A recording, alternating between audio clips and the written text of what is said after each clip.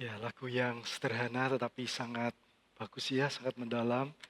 Karena kadang-kadang kita sendiri mudah sekali untuk takut ketika ada sesuatu yang terjadi dalam hidup kita, yang di luar harapan kita. Nah, Bapak Ibu sekalian, tema Natal, tema besar Natal kita tahun ini apa kira-kira? Ada yang ingat? Tema besarnya adalah Journey of the Amazing Grace. Jadi perjalanan kasih karunia atau anugerah, kasih karunia dan anugerah sama artinya dalam bahasa Indonesia. Perjalanan kasih karunia yang ajaib atau yang mengagumkan, ya, yang kita lihat di dalam Alkitab dan di dalam Advent yang pertama, 2, 3, 4 ini kita melihat bagaimana perjalanan kasih karunia Tuhan yang luar biasa. Di Advent yang pertama kita membahas tentang grace in the fall.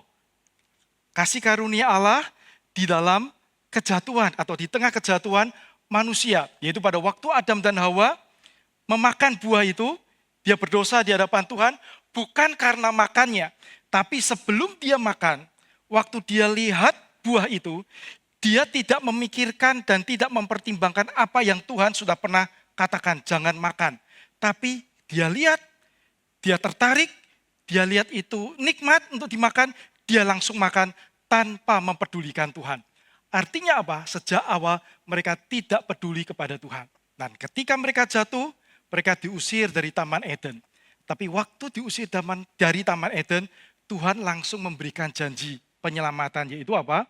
Keturunanmu nanti akan meremukkan kepala si ular yang menunjuk kepada iblis, yaitu nanti di atas kayu salib, Yesus pada waktunya akan menaklukkan kuasa iblis. Ya, jadi walaupun manusia jatuh dalam dosa, tapi kasih karunia Tuhan itu begitu ajaib, memberikan jalan keluar untuk manusia bisa diselamatkan.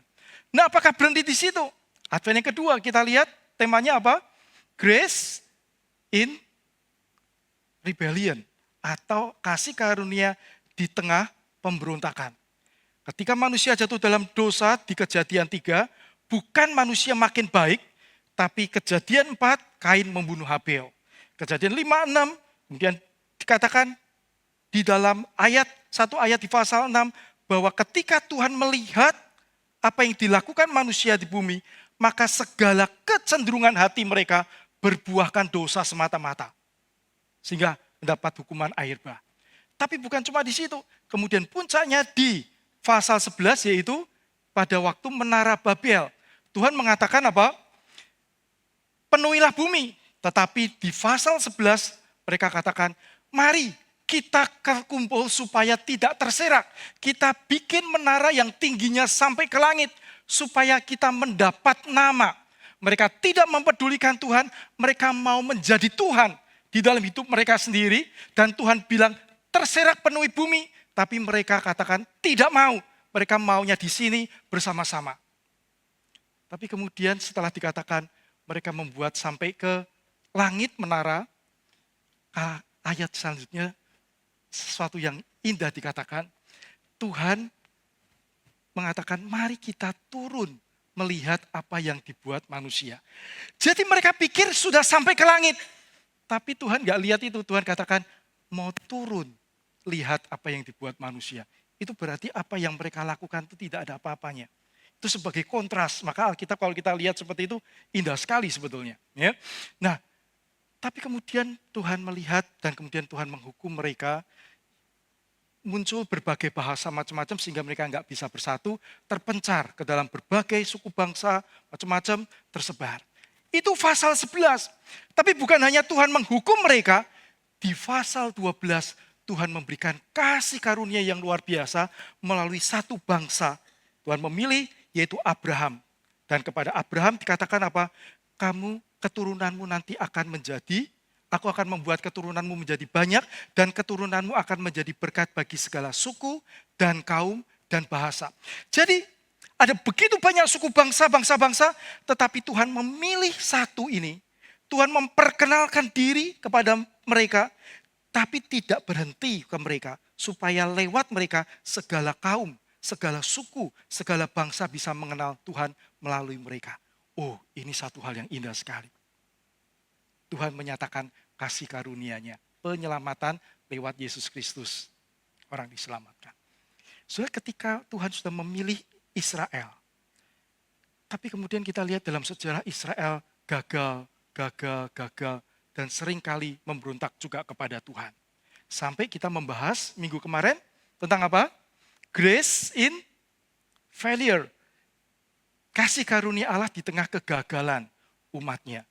Di mana mereka dipercaya supaya jadi berkat buat bangsa-bangsa, tetapi mereka seringkali tidak taat, bahkan Tuhan harus menghukum mereka. Tapi di tengah penghukuman mereka harus dibuang ke Babel, ke Asyur, tapi Tuhan memberikan janji bahwa nanti dari tengah-tengahmu akan lahir di Efrata, di Bethlehem, Juru Selamat, yaitu Yesus Tuhan. Jadi di tengah kegagalan pun, kasih karunia Tuhan tidak berhenti untuk menyelamatkan manusia. Nah, hari ini kita akan melihat satu tema, grace in silence.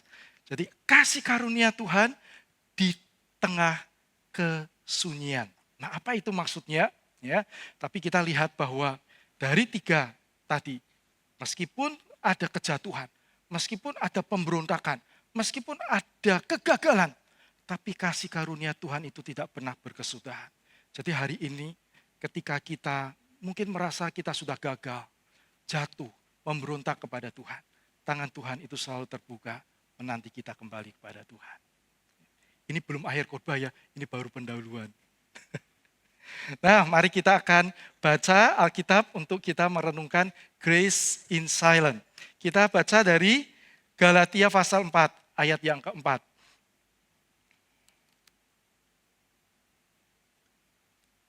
Ya, kita akan membaca satu ayat ini, Galatia pasal 4 ayat yang keempat. Mari kita membaca ayat ini bersama-sama. 2, 3.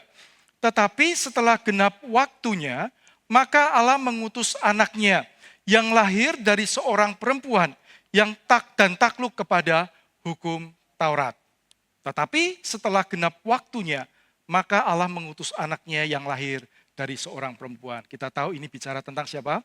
Tuhan Yesus. Nah, saudara, grace in silence di tengah kesunyian, ketika kita bicara kesunyian, maka ini sesuatu hal yang sebetulnya tidak enak untuk dirasakan. Ya, tidak enak untuk dirasakan. Misalnya, hari ini kita mungkin pernah mengalami, pada waktu kita kondisi yang urgent sekali, darurat sekali, kita telepon kepada orang yang mungkin pasangan kita, mungkin anak kita, atau mungkin orang kantor kita, yang mana ada sesuatu urusan yang sangat urgent, tapi kita teleponnya nyambung, terhubung, tetapi tidak diangkat. Pasti ada kepanikan, betul? Kemudian kita WA dia. WA cuma centang 1. Kita pikir, waduh, ini kapan nyampenya? Ternyata sebentar lagi centangnya 2, berarti terkirim. Betul kan? Tapi tidak dibaca-baca. Setelah 5 menit kita lihat centangnya jadi biru. Berarti kita tahu bahwa itu sudah dibaca WA-nya. Nah, tapi tidak dibales-bales. Kemudian kita pikir dia pasti bawa telepon dekat situ karena barusan baca. Kita telepon tidak diangkat juga. Kemudian kita WA lagi. Centangnya biru, tapi tidak dijawab. Sudah dibaca, sudah centangnya biru 2 kali, ya. Sudah ditunggu 5 menit, 10 menit, 15 menit, tidak dibalas sama sekali. Benar-benar tidak ada jawaban. Kira-kira apa yang muncul perasaan kita? Jengkel. Bisa jengkel, marah, bingung, karena ini keadaan seperti ini, urgent. Kita butuh konfirmasi tertentu, kita nggak tahu apa yang mesti kita lakukan karena kita butuh ada komunikasi. Tetapi diam semuanya dan tidak ada petunjuk apapun, tidak ada suara apapun yang bisa kita terima. Dan ini satu keadaan yang membingungkan, tidak enak, dan itu bisa menimbulkan kemarahan. Nah, saudara, saya tidak tahu hari ini apakah kita mengalami itu di dalam hidup kita bersama Tuhan. Ada saat-saat mungkin di mana kita di dalam menghadapi masalah kita, mungkin masalah keluarga, pekerjaan, atau sakit yang sedang kita alami, atau keluarga kita alami, kita sudah berseru kepada Tuhan. Kita minta kepada Tuhan. Tetapi sepertinya Tuhan diam saja, sehingga kita merasa, betulkah doa saya itu didengar oleh Tuhan? Betulkah Tuhan itu masih peduli kepada saya? Betulkah Tuhan itu masih mengasihi saya? Kenapa Tuhan diam dan tidak berkata-kata, tidak menunjukkan sesuatu yang saya bisa baca bahwa itu kehendak Tuhan atau pimpinan Tuhan atau suara Tuhan. Nah, saudara, kalau kita lihat orang Israel juga pernah mengalami itu. Di mana mereka mengalami masa sunyi selama 400 tahun. Yaitu ketika kita lihat di dalam perjanjian lama, diakhiri dengan surat Maleaki atau kitab Maleaki, kemudian perjanjian baru dimulai dengan Injil Matius. Dari Maleaki sampai Matius itu ada rentang waktu 400 tahun. Dalam 400 tahun itu Tuhan tidak mengutus satu orang pun nabinya untuk berbicara kepada orang Israel. 400 tahun Tuhan tidak berbicara satu kalimat pun kepada orang Israel. Tidak memberikan teguran, tidak memberikan kekuatan, tidak memberikan petunjuk apapun. Sehingga orang Israel pada waktu itu yang sedang dalam penjajahan, pembuangan, mereka bingung, mereka tidak tahu apa yang mereka harus lakukan. Dan betulkah Tuhan masih bersama-sama mereka? Betulkah Tuhan masih memelihara hidup mereka? Ini pertanyaan besar di dalam masa sunyi 400 tahun. Disebut oleh mereka sebagai masa sunyi. Nah, sudah, tetapi Alkitab menunjukkan bahwa ketika Tuhan nampak dia, bukan berarti ia tidak bekerja. Bahkan seringkali ia bekerja paling intens, paling dalam, justru ketika ia nampak paling diam. Nah, kita akan melihat di dalam Galatia yang tadi kita baca, itulah sebabnya Paulus mengatakan, tetapi telah genap waktunya, maka Allah mengutus anaknya. Paulus berbicara kepada orang percaya, orang-orang Galatia, yang mana mereka adalah orang-orang yang tadinya bukan orang Yahudi, tapi ada juga yang orang Yahudi yang kemudian jadi percaya. Jadi yang tidak percaya itu juga tidak bersunat, tidak pernah melakukan hukum Taurat. Setelah mereka percaya kepada Tuhan Yesus, mereka menerima keselamatan, datang orang-orang Yahudi ke kota mereka. Dan mereka mengatakan orang yang datang ini bahwa percaya Yesus saja tidak cukup. Mereka harus menambahkan, yaitu mereka harus disunat. Mereka harus melakukan hukum Taurat. Ritual-ritual itu harus mereka lakukan. Supaya mereka betul-betul bisa diterima oleh Tuhan. Maka ketika Paulus mendengar bahwa keadaan di Galatia seperti itu, dia menulis surat ini. Dan surat itu ingin menunjukkan bahwa hukum Taurat itu fungsinya apa sih? Hukum Taurat itu fungsinya adalah untuk mengantar orang Israel, mengantar orang untuk kepada Yesus. Melalui hukum Taurat, manusia bisa mengenal siapa Tuhan. Manusia bisa mengetahui betapa kekudusan Tuhan itu begitu serius terhadap dosa. Manusia bisa kenal siapa Tuhan dari hukum Taurat. Tetapi keselamatan tidak diberikan oleh hukum Taurat. Itu adalah pengantar untuk nanti di puncaknya adalah Yesus Kristus. Maka Paulus melihat bahwa itu cuma sementara. Ketika Tuhan sudah lihat genap waktunya, maka dia mengutus Yesus Kristus datang ke dalam dunia untuk menyelamatkan manusia. Nah, saudara, kata genap waktunya ini menunjuk bukan hanya sesuatu yang kemudian ya wes pokoknya Selasa nanti kita datang. Enggak begitu. Tapi waktu datang hari Selasa itu, situasi, kondisi, keadaan, itu merupakan sesuatu yang betul-betul sudah sangat siap untuk hari Selasa itu. Nah, sehingga apa? Sehingga ini menunjukkan bagaimana kalau nanti kita lihat ya, bagaimana kuasa Tuhan mengatasi sejarah manusia dan kedatangan Yesus. Dia lahir, sudah dipersiapkan Allah sedemikian rupa, baik melalui budaya, melalui bahasa, melalui kerinduan orang-orang untuk mengenal dan percaya kepada mencari Mesias, itu Tuhan sudah siapkan sampai kemudian waktunya itu adalah waktu yang terbaik di mana Yesus datang ke dalam dunia untuk menyelamatkan manusia. Nah, kita akan lihat bersama apa yang terjadi di dalam 400 tahun. Maka Sinclair Ferguson ini seorang teolog dari Skotlandia, dia profesor yang sangat tulisannya sangat bagus ya, dan sangat mendalam. Dia katakan bahwa inkarnasi atau kedatangan Yesus ke dalam dunia itu bukan sesuatu yang terjadi begitu saja ya, dalam sejarah.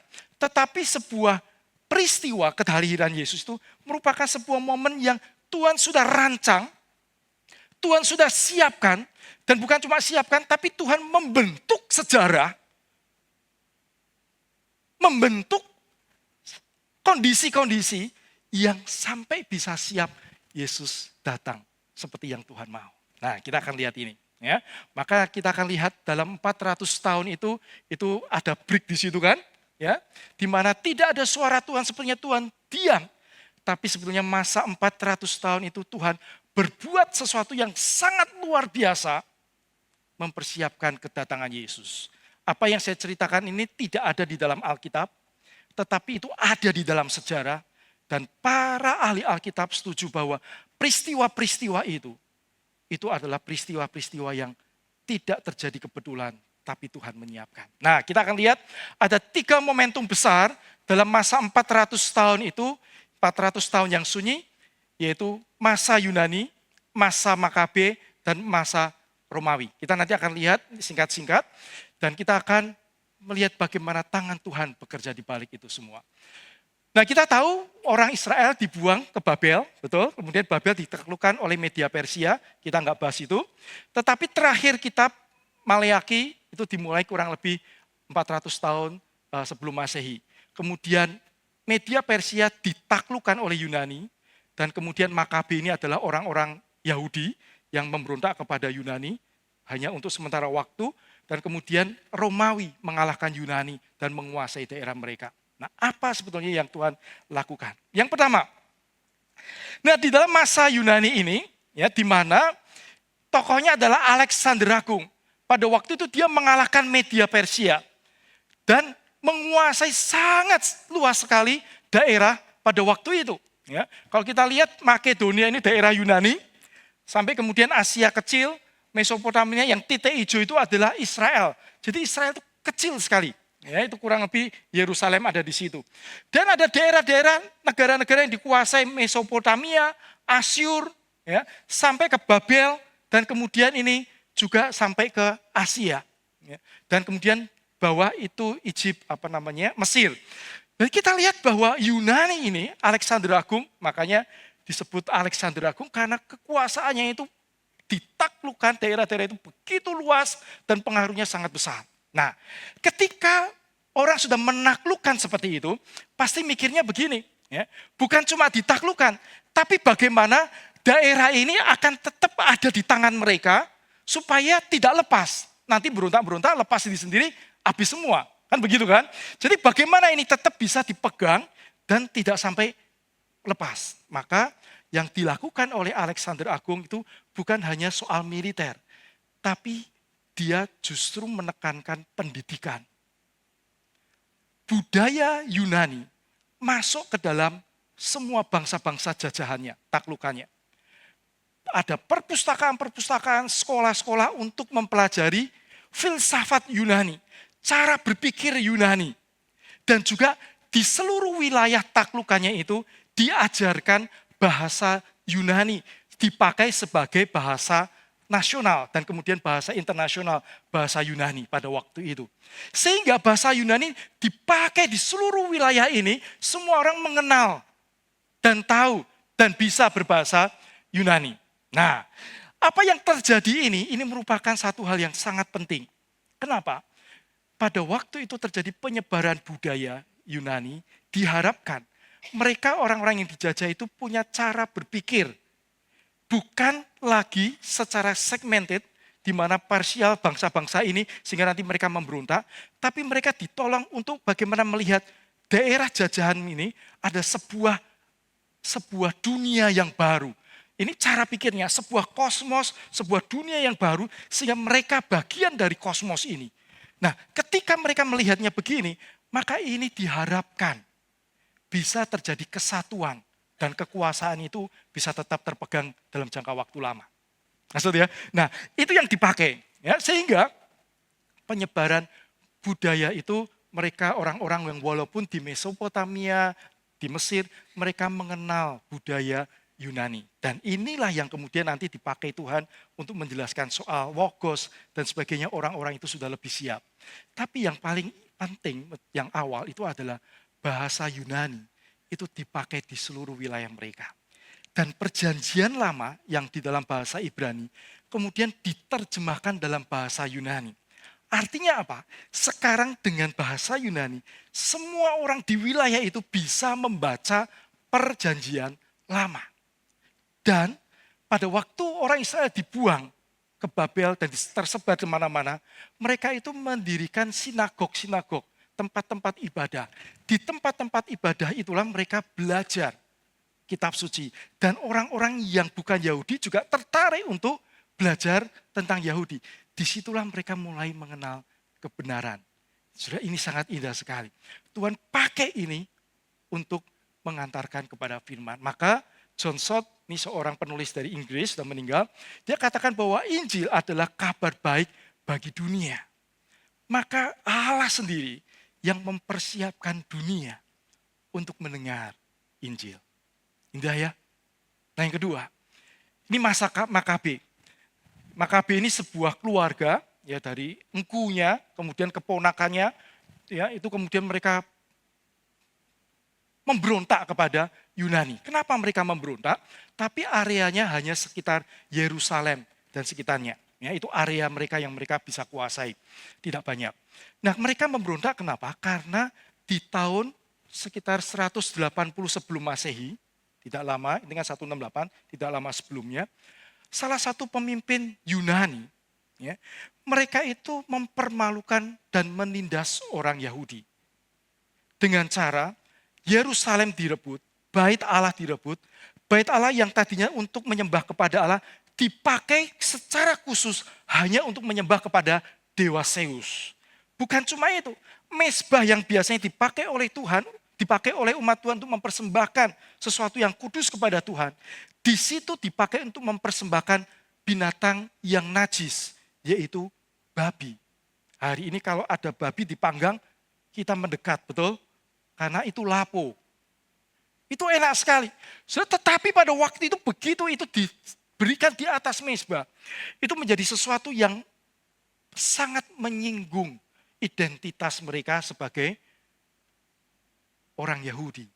Itu mempermalukan mereka dan mereka tidak bisa berbuat apa-apa. Itulah sebabnya kemudian mereka bergolak dan kemudian melalui orang keluarga Makabe ini mereka memberontak kepada Yunani. Dan akhirnya tahun 68 itu 168 bisa dikuasai. Hanya Yerusalem dan sekitarnya. Dan bait Allah kembali dipakai untuk menyembah kepada Tuhan. Nah, apa yang terjadi di situ? Justru ketika tekanan itu begitu berat, muncul kehausan rohani. Mereka merasa bahwa kalau bisa beribadah, itu satu hal yang luar biasa. Dan mereka nantikan itu. Tapi mereka tidak punya kesempatan, sehingga kehausan akan hal rohani itu mulai muncul. Dan mereka juga menyadari bahwa mereka ditindas terus. Mereka merindukan Mesias yang bisa menjadi raja yang akan memimpin mereka. Sehingga waktu itu apa? Muncul kebangkitan identitas sebagai umat Tuhan, kerinduan untuk mengenal Tuhan lebih lanjut. Kemudian benih kerinduan akan Mesias itu muncul, tapi Mesias yang bersifat politik. Belum seperti yang Tuhan mau. Nah, itu Makabe. Yang berikutnya, kita lihat masa yang ketiga, masa Romawi. Ini fotonya saya ambil dari salah satu film. Ya, mestinya ya enggak persis-persis beginilah. Ya. Nah, ini Jenderal Pompei, dia masuk pertama kali ke Yerusalem oleh karena di antara Makabe dan orang Yahudi lain terjadi perselisihan.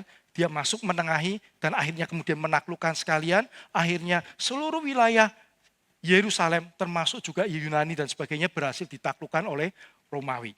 Dan Romawi ini tahun sekitar 63 sebelum Masehi, ya, mendekati Yesus lahir, sampai kira-kira 1000 tahun lebih, itu pemerintahan Romawi itu masih kuat sekali. Ya. Jadi ini hal yang luar biasa. Dan yang menarik adalah di kekuasaan Romawi ini terjadi beberapa hal yang sangat Tuhan siapkan untuk Injil. Yang pertama adalah Pax Romana. Ini istilah Latin, Pax itu damai, Romana itu Romawi. Jadi ini masa damai Romawi. Artinya apa?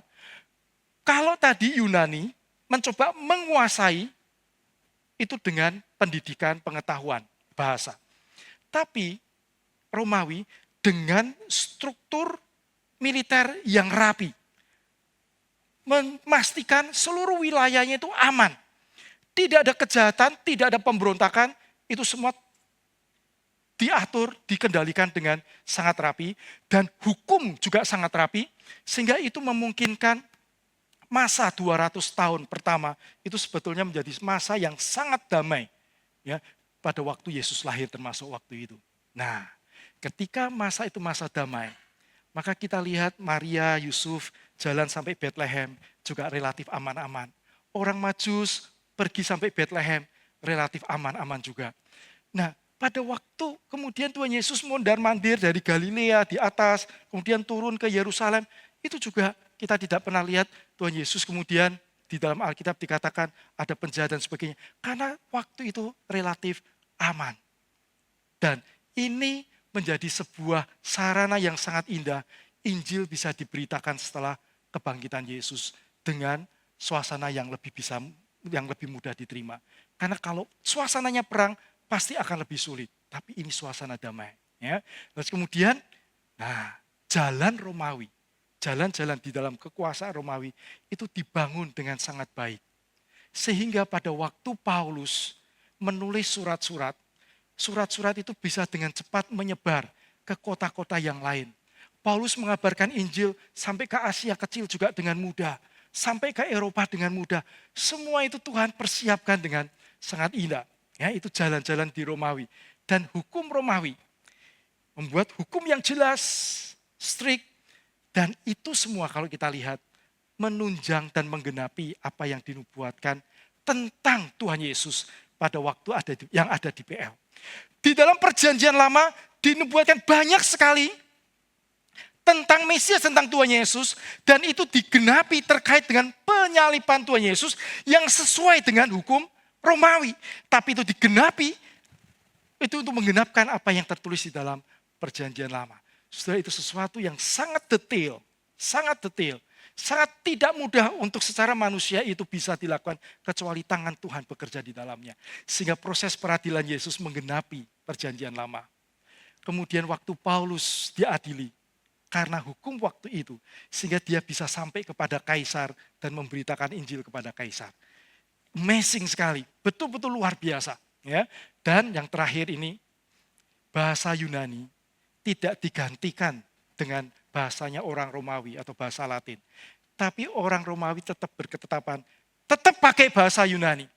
Saudara, ini amazing sekali. Sebuah pemerintahan yang besar, tapi dia katakan tetap pakai bahasa Yunani. Sehingga itu memudahkan Injil bisa menembus ke seluruh kelas sosial. Baik orang-orang yang pendidikannya kurang maupun orang-orang yang pendidikannya tinggi. Karena tidak semua belajar bahasa Latin, tapi bahasa Yunani sudah diterima pada waktu itu. Saudara, ini adalah tangan Tuhan yang luar biasa, maka Paulus mengatakan bahwa waktunya itu genap, Yesus lahir. Maka John Piper, seorang pengkhotbah di Amerika, dia katakan begini, Tuhan selalu melakukan jauh lebih banyak daripada yang dapat kita lihat. Begitu banyak hal, dan mungkin kita hanya bisa melihat satu hal saja yang Tuhan lakukan. Dan yang lain mungkin kita nggak melihatnya. Tapi bukan berarti ketika kita tidak melihat, Tuhan itu diam. Tapi Tuhan terus bekerja dan tetap bekerja. Nah, kita melihat ini, bahwa di dalam masa-masa ini, Tuhan sepertinya diam. Orang-orang Israel berseru menjerit kepada Tuhan. Tuhan tetap diam. Tapi di tengah diamnya Tuhan, Tuhan bertindak secara intens, secara detail. Dan itu untuk keselamatan bukan hanya orang Israel, tapi untuk keselamatan semua orang di muka bumi ini. Saudara, apa yang bisa kita pelajari dari tema Grace in Silence? Kasih karunia Allah di tengah kesunyian. Yang pertama, Tuhan sangat serius dengan rencana keselamatannya. Dia mengulang. Manusia jatuh dalam dosa, Kejadian 3, Tuhan memberikan kasih karunia penyelamatannya. Manusia memberontak, Tuhan tetap berikan janji tentang kedatangan Yesus untuk menyelamatkan manusia. Bahkan umatnya yang dipercaya, mereka gagal, tapi Tuhan tetap setia kepada apa yang menjadi rencananya untuk menyelamatkan manusia. Dan Tuhan sangat serius mempersiapkan segala sesuatunya. Karena Tuhan menganggap keselamatan manusia itu sesuatu yang serius di hadapan Tuhan. Karena Tuhan ingin setiap orang datang kepada Dia, mengenal Dia, mengalami kebaikan Tuhan, dan hidup bersama-sama bersama Tuhan. Baik sekarang di dunia ini maupun di dalam kekekalan. Saya tidak tahu apakah hari ini ada di antara kita yang mungkin sudah lama ke gereja dengan rajin, tapi kita belum pernah menerima Tuhan Yesus sebagai Tuhan dan Juru Selamat dalam hidup kita. Tuhan sangat serius untuk memberikan keselamatan bagi kita. Dia betul-betul menginginkan kita untuk kita datang kepada Dia, menerima Dia sebagai Tuhan dan Juru Selamat. Kalau kita belum, buka hati untuk percaya menerima Yesus. Saudara, kalau hari ini di antara kita yang sudah percaya Yesus, pertanyaannya adalah ketika hari ini kita sudah percaya, sudah lahir baru, ketika kita melihat ada keluarga kita, ada orang yang di dekat kita yang belum percaya kepada Tuhan Yesus, apakah kita juga punya hati seperti Tuhan yang serius juga untuk mendoakan orang-orang ini, untuk berusaha menjaga kesaksian hidup kita, memberikan waktu kita bersama-sama dengan mereka untuk mereka bisa lebih mengenal kita, dan melalui mengenal kita mereka mengenal Tuhan dan melihat kebaikan Tuhan di dalam hidup kita. Apakah kita secara serius juga melakukan hal itu? Atau kita mungkin rajin ke gereja, kita melayani dan sangat aktif. Tapi kalau kita tidak secara intens, sungguh-sungguh bergumul, meminta kepada Tuhan untuk orang-orang sekitar kita yang belum percaya, mungkin kita aktif, tapi hati Tuhan tidak ada di dalam hati kita. Saudara, yang kedua, Tuhan selalu menepati janjinya. Meskipun kelihatannya diam, Tuhan tidak pernah melupakan janjinya kepada orang Israel waktu itu tentang Juru Selamat dan juga kepada kita. Hari ini mungkin kita merasa dengan masalah kita di dalam pekerjaan, di dalam rumah tangga kita maupun dengan penyakit kita, seolah Tuhan diam. Tapi percayalah bahwa janji Tuhan tidak pernah Tuhan lupa, tidak pernah Tuhan abaikan. Kalau di dalam Ibrani Tuhan katakan, sekali-kali aku tidak akan meninggalkan engkau. Sekali-kali aku tidak akan membiarkan engkau. Maka itu adalah janji yang bisa kita pegang. Bahwa meskipun kita tidak melihat Tuhan bekerja, tidak melihat hal baik muncul dalam hidup kita, kita tidak mendengar Tuhan berbicara, tapi yakinlah bahwa Tuhan ada bersama-sama kita dan tetap menyertai kita. Amin. Yang ketiga, Tuhan tetap bekerja meskipun kadang kita tidak merasakannya. Kadang-kadang kita bisa putus asa oleh karena ketika mungkin kita sakit, kita sudah berobat dan sebagainya, tapi tidak ada kemajuan. Tidak ada sesuatu yang kita lihat yang baik sebagai hasilnya. Kita sudah berjeripaya di dalam pekerjaan kita, tapi sepertinya tidak ada titik cerah di dalam usaha pekerjaan kita, termasuk di dalam relasi kita mungkin di dalam keluarga. Tetapi meskipun kita tidak merasakan, Tuhan tetap bekerja dalam hidup kita. Ada sesuatu yang seringkali salah di dalam cara berpikir orang Kristen yang bisa muncul di dalam hidup orang percaya. Yaitu apa? Yaitu berpikir ketika dia menghadapi masalah, mungkin penderitaan, kesulitan, sakit penyakit, maka dia akan berpikir bahwa bagaimana penyakit ini memuliakan Tuhan? Bagaimana masalah ini memuliakan Tuhan? Kapan ini memuliakan Tuhan? Seringkali orang berpikir ini memuliakan Tuhan, yaitu pada waktu itu sudah selesai masa penderitaannya. Kita sudah dipulihkan, sudah tidak ada lagi penderitaan, sudah tidak ada lagi masalah. Baru di sini kita melihat kebaikan Tuhan dan kita melihat kemuliaan Tuhan dan orang lain melihat kemuliaan Tuhan melalui hidup kita. Betul tidak? Seringkali kita melihatnya adalah seperti itu. Tetapi Alkitab tidak pernah berjanji bahwa masalah kita akan selalu selesai. Paulus berdoa minta kepada Tuhan, kiranya duri dalam dagingku itu diambil oleh Tuhan. 3 kali dia berdoa, itu menunjukkan keseriusan dia berdoa kepada Tuhan. Tapi Tuhan katakan, cukup kasih karuniaku bagimu. Justru dalam kelemahanlah kuasaku menjadi sempurna. Ada Paulus, sakitnya tidak pernah tersembuhkan sampai dia meninggal. Ada sakit-sakit, ada keadaan-keadaan yang memang kita alami. Kita derita. Kita berharap itu selesai. Tapi tidak dipungkiri ada penyakit-penyakit yang sampai akhir kita tidak pernah disembuhkan dan kita meninggal dalam penyakit itu. Ini fakta. Kita bukan menganut teologi kemakmuran bahwa kalau kita beriman maka tidak ada kemiskinan, maka tidak ada masalah, semuanya beres. Enggak, Alkitab sendiri tidak pernah berjanji begitu. Tetapi ketika kita melihat bahwa bukan nanti ketika tidak ada penyakit baru saya memuliakan Tuhan dan baru saya melihat kebaikan Tuhan. Tetapi Tuhan ingin bahwa ketika kita menjalani penderitaan itu, Tuhan melihat penderitaan kita itu merupakan sesuatu yang sangat bernilai bagi Tuhan. Penderitaan kita itu merupakan sesuatu yang berarti buat Tuhan. Maka Tuhan ingin tetap menyertai kita. Supaya di tengah penderitaan kita masih tetap melihat kebaikan Tuhan. Di tengah penderitaan kita bisa tetap memuliakan Tuhan. Bukan nanti setelah selesai. Tapi di tengah penderitaan. Dengan cara apa? Dengan cara ketika di tengah penderitaan kita hidup dekat dengan Tuhan. Berjalan bersama Tuhan. Firman Tuhan yang menjadi pegangan dalam hidup kita. Maka orang lain akan melihat bahwa seharusnya orang ini komplain kepada Tuhan.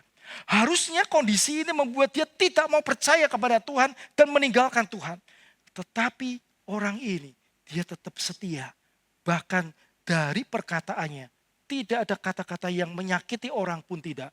Justru kata-katanya muncul kata-kata berkat. Saudara, ketika keadaan walaupun belum selesai, tapi itu yang terjadi. Disitulah nama Tuhan dimuliakan. Dan Tuhan bekerja dalam hidup kita. Meskipun kadang kita tidak merasakan. Tapi ketika kita berjalan bersama Tuhan. Kita akan melihat bagaimana karya Tuhan nyata dalam hidup kita. Faith, iman adalah ketika kita resting. Artinya kita menyerahkan diri kita dan kita berserah penuh kepada Tuhan. Beristirahat di dalam karakter Tuhan. Artinya kita percaya karakter Tuhan tidak mungkin meninggalkan aku. Aku yang berdosa saja, dia mau mati bagi aku. Apalagi ketika aku sudah mau menerima dia sebagai Tuhan dan Juru Selamat, aku minta dia yang pimpin hidupku. Waktu berdosa saja dia mau peduli kepadaku. Apalagi ketika aku sekarang jadi anak Tuhan, maka pasti dia tidak pernah meninggalkan aku. Dia pasti menopang aku. Itu kita beriman dan kita beristirahat. Artinya semeleh di dalam karakter Tuhan yang bisa kita pegang. Ketika mungkin kita tidak melihat tindakannya di dalam hidup kita. Amin. Grace in silence. Kasih karunia Tuhan itu berlimpah bagi kita. Meskipun di tengah kesunyian. Dan Tuhan mempersiapkan banyak hal untuk membuat kita makin bertumbuh di dalam Tuhan.